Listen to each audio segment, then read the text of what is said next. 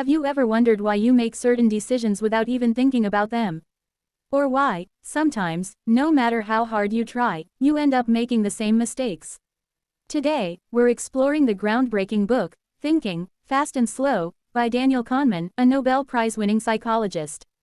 This book takes us on a fascinating journey into the inner workings of the human mind, uncovering why we think the way we do, and how that shapes our decisions and actions. The two systems of thinking. At the heart of this book is a simple yet profound idea: our mind operates through two systems. System 1 is fast, automatic, and emotional. It's the part of your brain that immediately recognizes a friend's face in a crowd or finishes the phrase, bread and butter. It's instinctive and operates effortlessly.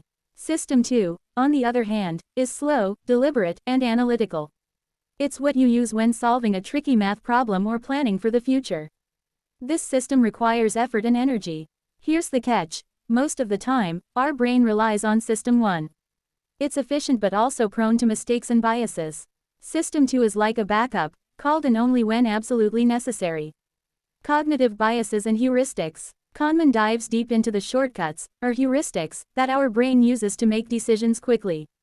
These shortcuts are helpful, but they can also lead us astray. Anchoring effect. This is when our decisions are influenced by the first piece of information we see. For example, if a product's price is listed as $100 and then marked down to $50, you're more likely to think it's a good deal, even if it's not worth $50.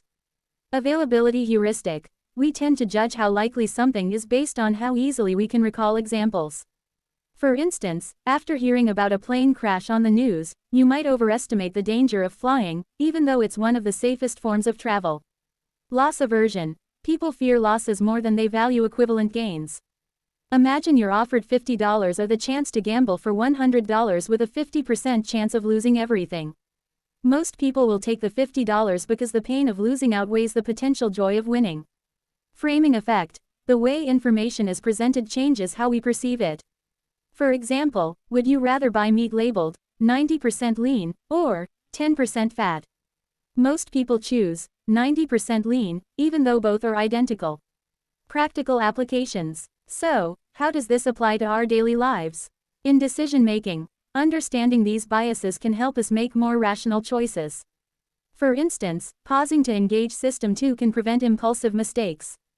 In business and marketing, companies often exploit System 1 to influence our behavior. Think of limited-time offers or emotional ads; they're designed to tap into our automatic thinking. In relationships, recognizing biases like loss aversion can help us navigate conflicts and communicate better. Key takeaways. Here are 3 lessons from the book that you can apply immediately. 1. Be aware of your biases. Simply recognizing that your brain takes shortcuts can help you think more critically. 2. Pause before big decisions. Engaging System 2 might take more effort, but it can lead to better outcomes. 3. Reframe situations. A small change in how you view a problem can dramatically alter your choices. Conclusion. Thinking, Fast and Slow, is not just a book, it's a toolkit for understanding yourself and the world around you. By exploring the dynamics of System 1 and System 2, Daniel Kahneman helps us see the invisible forces that shape our decisions. If you want to improve your decision-making, avoid mental traps, or simply gain a deeper understanding of human behavior, this book is a must-read. As Kahneman himself says, nothing in life is as important as you think it is, while you are thinking about it. Thank you for joining me in this exploration of one of the most influential books of our time.